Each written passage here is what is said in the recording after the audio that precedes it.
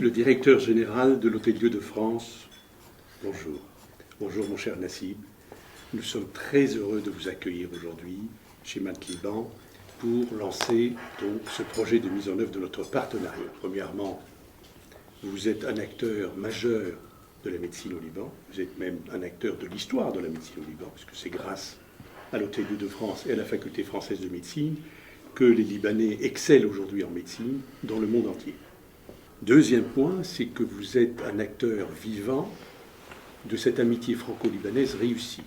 Vous avez maintenant 100 ans d'actifs à votre histoire, et cela n'est pas neutre à nos yeux.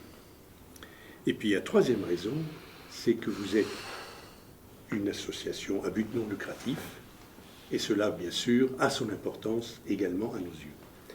Alors, dans le cadre de ce partenariat, ce qui nous intéresse, tu le sais bien, c'est le développement de la gratuité des soins pour les malades démunis qui ont besoin d'actes chirurgicaux. Voilà. Donc, c'est dans cet esprit qu'on aborde cette réunion, et on t'accueille, et les administrateurs de Malte Liban t'accueillent avec grand plaisir également. Merci. Merci beaucoup, merci pour l'accueil. Merci pour Malte Liban, merci Président, merci pour les administrateurs aussi. Je prends de votre temps, mais pour une action très très louable. Effectivement, le Liban, notre pays, passe par une période très très difficile. Les défis depuis 2019 ont été très très importants. On a commencé par une situation politique difficile, économique très compliquée, la crise sanitaire, l'explosion du port qui a un petit peu ébranlé toute la capitale et l'Hôtel-Dieu de France. Et aujourd'hui, malheureusement, apparemment, on repart aussi avec un nouveau sujet de la choléra au Liban. Et on essaye de faire de l'Hôtel-Dieu de France un petit peu un pilier de cette résistance culturelle et hospitalière. Cette année, nous, on fête le centenaire de l'Hôtel-Dieu de France. Donc, effectivement, l'Hôtel-Dieu, cet hôpital, a 100 ans d'âge. Et durant ces dernières 100 ans, il a participé un petit peu à toutes les péripéties du pays et il continue à le faire. Nous avons une vocation sociale qui n'est plus discutable.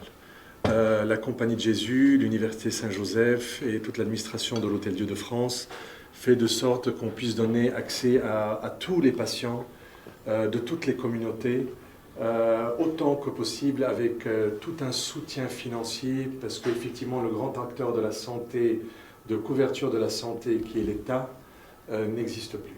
On a un grand manque de toutes nos institutions, sans vouloir la remplacer, mais effectivement on essaye d'être un acteur assez actif dans ce monde hospitalier. L'accès aux soins est essentiel, l'éducation est un autre sujet aussi. Nous avons participé à affilier 2 hôpitaux de taille moyenne dans 2 régions du Liban pour les affilier à l'Hôtel-Dieu, pour les aider à résister et accueillir encore des patients. Et l'Hôtel-Dieu va être un petit peu en expansion dans un réseau hospitalier de l'Université Saint-Joseph.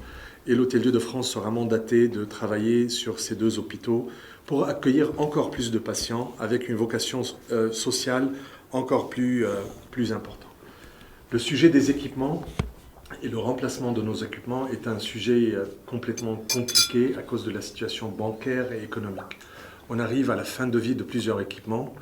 Encore une fois, je remercie Malte Liban, son président, ses administrateurs, parce que c'est un sujet qui était très difficile à traiter tout seul et que vous venez un petit peu soutenir avec beaucoup d'amitié. Et je souligne vraiment l'amitié et ce partenariat qui, j'espère, va beaucoup durer. Merci.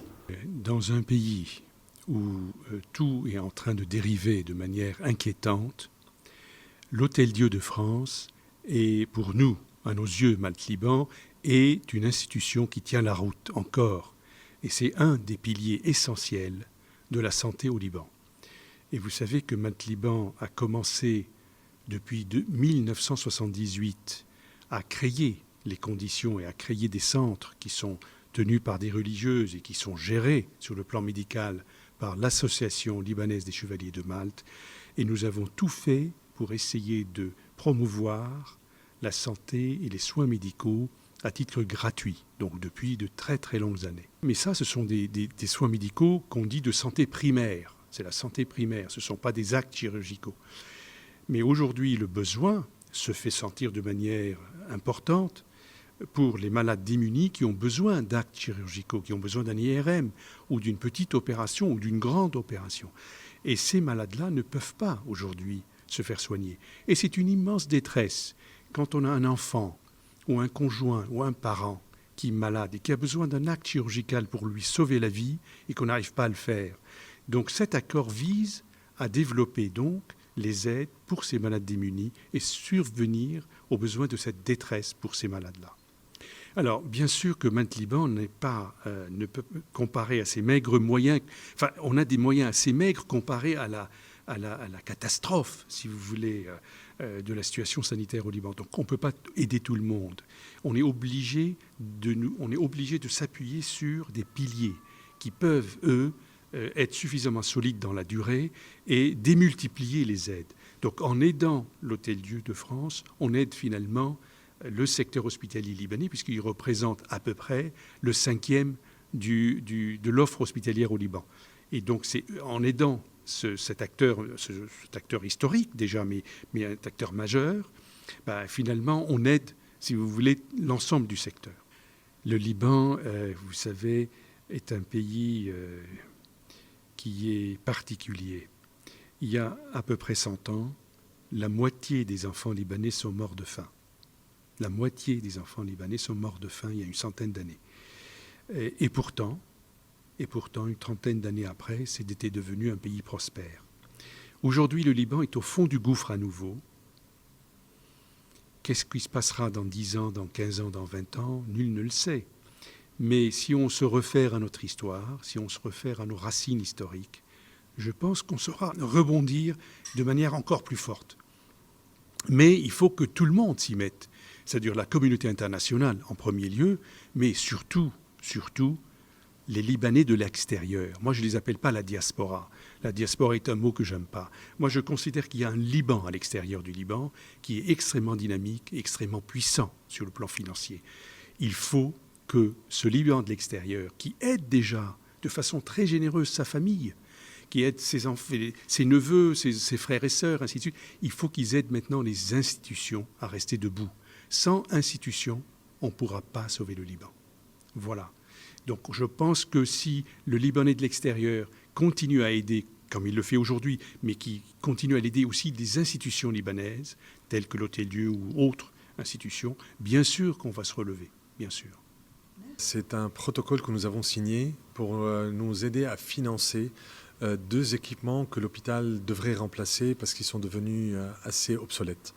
Et donc, c'est un équipement de l'IRM et d'un microscope neurochirurgical qui font part entière du fonctionnement de l'hôpital et dont nous avons besoin. Et maintenant, avec les temps actuels et les défis que nous avons à l'hôpital, ça sera difficile de pouvoir les financer et les remplacer tout seul. Donc, l'association Mainte-Liban, que je remercie encore, va nous aider financièrement à pouvoir financer ces équipements.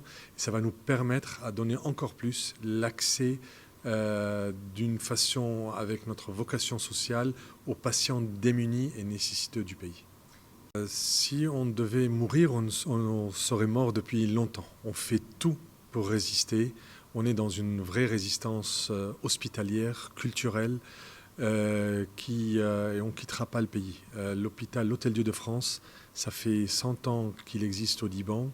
Ça fait 100 ans qu'il participe un petit peu à tous les événements que le pays a pu passer durant toutes les guerres, les crises et autres. Et je crois qu'on est là pour rester. On fait tout pour le faire. La situation est très difficile. La situation est catastrophique. Elle est grave. Nous sommes en période de détresse. Mais ceci ne nous empêchera pas de travailler et de rester.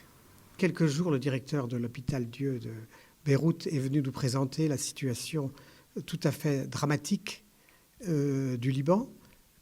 Aujourd'hui, d'autant plus dramatique que les médias s'intéressent, on tourne leur regard plutôt vers l'Est, l'Ukraine et la Russie, et le Liban semble passer au deuxième plan.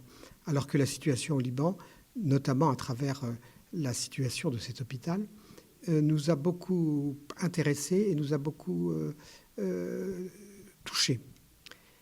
En quelques jours, la décision a été prise. Il faut avoir une action, Malte-Liban doit avoir une action déterminée et volontaire pour essayer d'aider cet hôpital qui est un vaisseau qui fonctionne. Comment l'aider ? En réunissant un peu d'argent et puis sur des appareils indispensables pour le fonctionnement d'un hôpital. Un microscope électronique, un IRM, toutes ces choses qui aujourd'hui sont indispensables pour faire fonctionner et pour permettre à Malte-Liban de remplir complètement sa mission, qui est d'aider le Liban à travers les infrastructures médicales. Et je pense que dans quelques jours, le document, aujourd'hui le document a été signé, dans quelques jours, ce matériel, dans quelques jours et quelques mois, ce matériel sera mis en place et je pense que là, notre association aura pleinement rempli sa fonction. Écoutez, c'est un accord qui est très, très intéressant puisque, et je veux dire très ingénieux, parce que il permet à l'association d'avoir un certain contrôle sur les fonds que nous mettons à la disposition de l'hôpital. Je crois que nous finançons 2 équipements essentiels, un microscope électronique et un IRM qui font défaut à l'hôpital et qui permettront de soigner, évidemment, grâce à des interventions de chirurgiens et des techniques qui autorisent ces équipements. Mais ce qui est intéressant, c'est que la contrepartie de notre don, c'est l'engagement pris par l'hôpital de soigner gratuitement les gens dans la nécessité qui auront été choisis par l'association des Chevaliers de Malte ou par Malte-Liban. Donc c'est à la fois un accord qui permet à l'hôpital de bénéficier d'équipements de pointe et en même temps aux Libanais d'avoir un accès à cet hôpital, les plus nécessiteux bien sûr, dans des conditions de gratuité. Cet accord est intéressant parce que Malte-Liban, depuis 35 ans, travaille surtout dans le domaine de la santé primaire, a ouvert des centres un peu partout dans le pays, qui marchent fort bien, qui a une forte demande, et malheureusement une forte demande avec la crise que connaît le pays actuellement. Et là, nous avons finalement fait un autre pas. Nous allons maintenant, au-delà de la médecine primaire, nous allons encourager les hôpitaux, aider les hôpitaux aux activités médicales. Parce qu'encore une fois, la crise a rendu la condition hospitalière terriblement compliquée. Donc, d'où l'idée de cet accord de fournir du matériel performant et à l'Hôtel-Dieu pour lui permettre de faire face et d'accueillir ses patients. Donc c'est une nouvelle page qui s'ouvre et nous sommes très, très contents de ça.